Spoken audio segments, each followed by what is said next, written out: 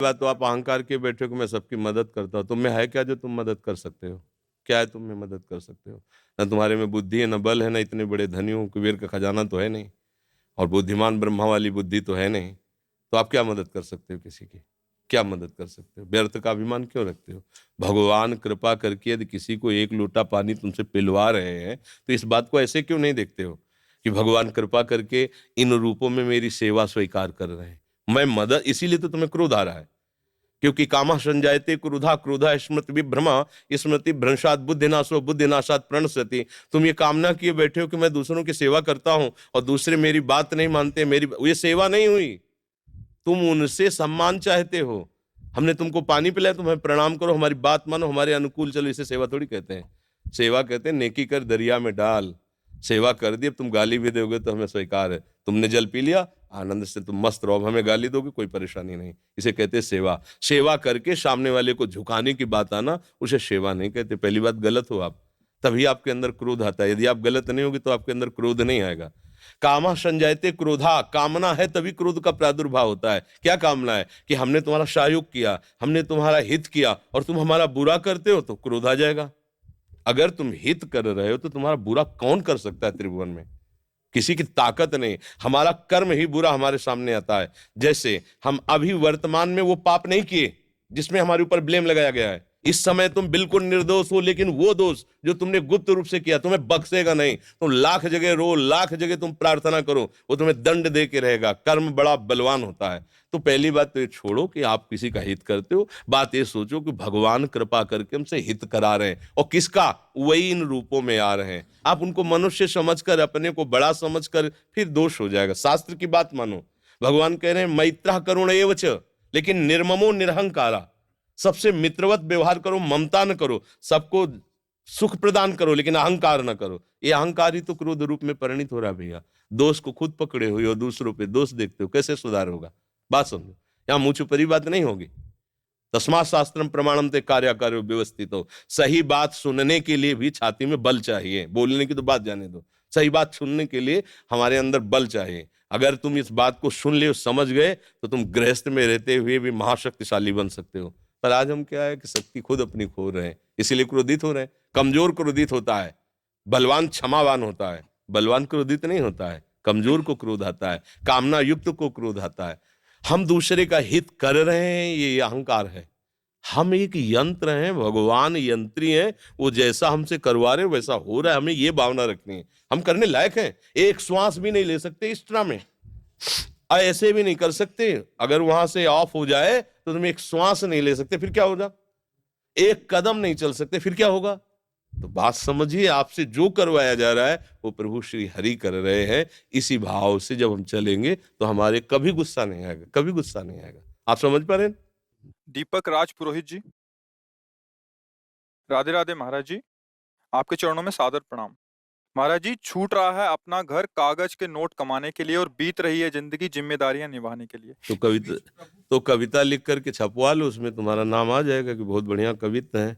ये ज्ञान बघाड़ने से बात भैया नहीं बनेगी, ये छाती में रखने से बात बनेगी ना। ज्ञान तो अभी किसी से आप माइक दे करके पूछ लो, हमारा कल्याण कैसे होगा, 1 मिनट में उत्तर दे देगा भारतवासी है।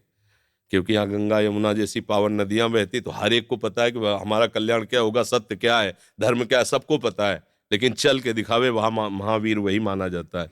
समझ रहे ना? ये कागज में लिखने से बात नहीं बनेगी, हृदय में धारण कर लो तो बात बन जाए।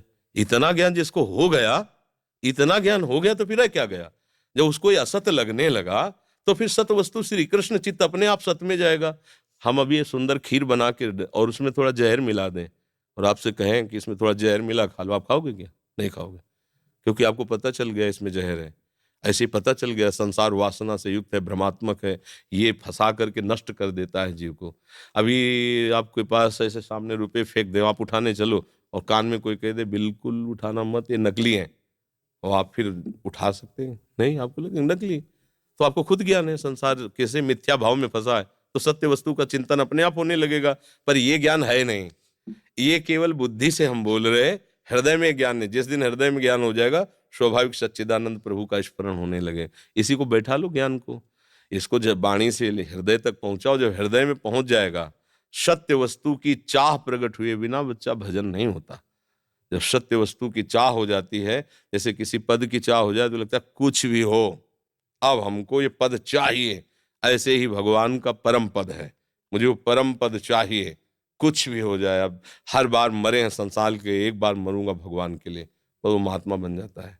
उसमें दिव्य भाव आने लगते हैं, उसको दिव्य ज्ञान हो जाता है। समझ रहे हो? नाम जप करो, जो भी कार्य करो भगवान को समर्पित कर दो, गंदे आचरण से बचो।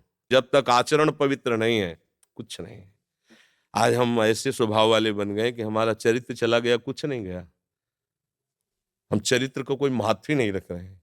सब देखो, आज और कलयुग का ऐसा प्रभाव बना है वो, कि सब अपनी अपनी वासनाओं के खेल, न ब्रह्मचर्य का ज्ञान है, न धर्म का ज्ञान है, न संयम नियम का ज्ञान, केवल एक पशुता। धन आवे, भोग भोगे, लोक सम्मान प्राप्त हो, इसी को तो पशुता बच्चा कहते हैं। कैसे समझ में आएगा? नाम जप करो, धर्म से चलो, अपने आप सब ज्ञान अंदर आ जाता है। जब धर्म, चरित्र पवित्र होना चाहिए। हजारों चलने वालों में भी चरित्र पवित्र होना बड़ा कठिन होता है। आज चरित्र पवित्र नहीं है हमारा। बातें तो हम बहुत बना लेते हैं, चरित्र पवित्र नहीं है। ये भारत देश है, इसमें चरित्र की प्रधानता, ये कहीं तुम्हें विश्व में कहीं नहीं मिलेगी।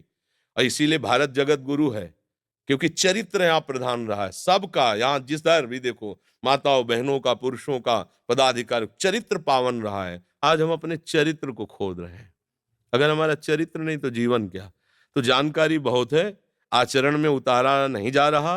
अगर हमारा चरित्र पवित्र हो, आचरण में उतार ले, तो ज्यादा प्रश्न करने की जरूरत नहीं, समझ में आ जाएगा। भगवान की कृपा सबके ऊपर है, हम सब उनके बच्चे हैं, वो हमें देख रहे हैं, हमें दुलार कर रहे हैं। दिलीप सिंह कल्लू, कानपुर देहात। राधे राधे। महाराज जी, चरण स्पर्श। महाराज जी, प्रभु में आसक्ति कैसे हो? महाराज जी, कृपा करके समाधान कीजिए। देखो, प्रभु में आसक्ति तब हो जब हमारी देह आसक्ति कमजोर पड़े। जो हमारी देह की आसक्ति है, ये कुछ दिन के लिए मिला हुआ शरीर है, कुछ दिन के लिए मिला हुआ ये पद है। न ये तुम्हारा पद है और न ये तुम्हारा शरीर है। न पहले तुम इस शरीर में थे और न बाद में इस शरीर में रहोगे। न पहले तुम्हारा पद था, न बाद में तुम रहोगे। अभी ये शरीर और पद तुम्हें मिला सेवा करने के लिए। तुम्हें माला लेने की जरूरत नहीं है। तुम्हें जो हमारे भारत देश की किसी भी कोने की सेवा करने का अवसर मिला है, ईमानदारी से, सच्चाई से सेवा करो। किसी का गलत भाव का पोषण मत करो, ना स्वयं गलत आचरण करो, ना किसी भी तरह की गंदी व्यसन वृत्ति धारण करो। तो ये जो तुम कर रहे हो, इसी से भगवान मिल जाएंगे, क्योंकि ये भगवान की ही सेवा है। चराचर जगत रूप भगवान है। आपको जितने ग्राम मिले हैं, जितना देश का हिस्सा मिला है, और उसकी जो आपको सेवा मिली, उसको ईमानदारी से करो। अगर आपको ईमानदारी से करने का भाव आ जाएगा, तो भगवान से अपनापन हो जाएगा। अगर हम खूब माला जप करें और पीछे गंदे आचरण करें, तो भगवान देख रहे हैं, फिर बात नहीं बनने वाली। हम व्यभिचार करें, मदिरा पिए, मांस खाएं, मनमानी आचरण करें, अपने पद का दुरुपयोग करें, तो जब तक पुण्य है तब तक कर लो। और जिस दिन पुण्य नष्ट होगा, तो किसी काम का नहीं रहेगा। कोई भी हो, यहां से लेके ब्रह्मा तक, ये तो बहुत छोटे छोटे पद हैं, देश के कोने के पद हैं। हम ब्रह्मा की बात करें, जो परमेष्ठी पद पे विराजमान है। ब्रह्मा को मच्छर बनाने में देर नहीं लगती, हमारे भगवान को मसकई करें बिरंच अजय, और मच्छर को ब्रह्मा बनाने में देर नहीं लगती। ऐसे वो भगवान है, उनसे डरते रहो। कोई गलत आचरण मत करो, कोई गलत व्यसन मत करो, धर्म से चलो। अलग से माला जपने की जरूरत नहीं है, भगवान इतने से ही प्रसन्न हो। ये भगवान का सेवा धर्म है। तुम्हें जो भगवान ने पद दिया है, ईमानदारी से उसका निर्वाह करो, तो आगे जो पद मिलने की रास्ता होते हैं, उसमें आगे आप पहुंचने का मार्ग। भगवान बड़े कृपालु हैं, वो हमें किसी न किसी भाव से सेवा देते हैं। हमारे अंदर कहीं वासना है कि मुझे लोग जाने, मुझे लोग सम्मान दें, तो भगवान ने कृपा करके दे दिया।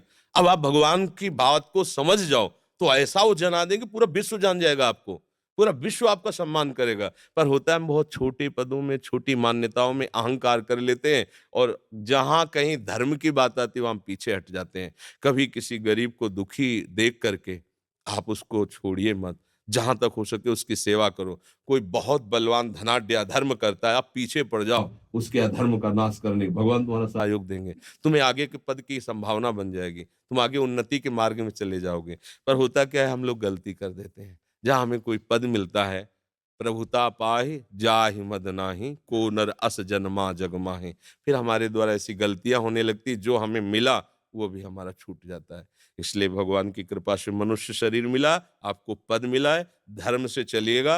कोई गंदी बात जीवन में ना हो तो तुम्हें कोई परास्त नहीं कर सकता। भगवान उसके साथ रहते हैं जो धर्म से चलता है। राधा वल्लभ श्री हरिवंश। महाराज जी, आपके चरणों में कोटि कोटि प्रणाम। गुरुदेव, अगर किसी कारणवश गुरु जी की प्राप्ति नहीं होती है तो क्या केवल प्रभु के नाम जप से ही परमात्मा की प्राप्ति हो सकती है?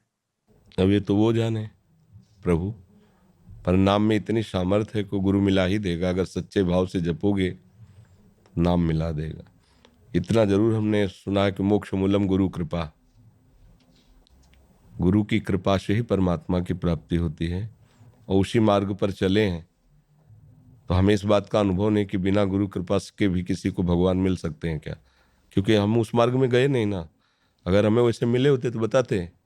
हमें तो जो कुछ मिला है गुरु की कृपा दृष्टि से मिला है। तो इसलिए मुझे लगता है कि अगर आप नाम जप करोगे तो आपको गुरु मिल जाएंगे। आपको नाम गुरु से मिला देगा और फिर गुरु से जब नाम मिले, भले वही नाम मिले, अब वो आपको प्रभु की प्राप्ति करा देगा। ऐसा हमने शास्त्रों में भी पढ़ा है, संतों से भी सुना है, और यही हमारा जीवन है भी है। विशाल जी अंबाला से। गुरुदेव, आपके चरणों में कोटि कोटि प्रणाम। गुरुदेव, मेरा प्रश्न ये है कि मन हमेशा सतोगुण में बना रहे, इसके लिए हमें क्या करना चाहिए? सात्विक जल, सात्विक भोजन, सात्विक वस्त्र, सात्विक वातावरण। जिस वातावरण में हम रहते हैं उसका प्रभाव पड़ता है। जो हम जल पीते हैं उसका प्रभाव पड़ता है। जो हम अन्न खाते हैं उसका प्रभाव पड़ता है। जो हम दृश्य देखते हैं उसका प्रभाव पड़ता है। अगर हम टीवी देखेंगे तो रजोगुण तमोगुण बढ़ेगा। पेपर पढ़ेंगे रजोगुण तमोगुण बढ़ेगा। कॉमिक्स आदि पढ़ेंगे रजोगुण तमोगुण। हम रामायण पढ़ें, भागवत पढ़ें,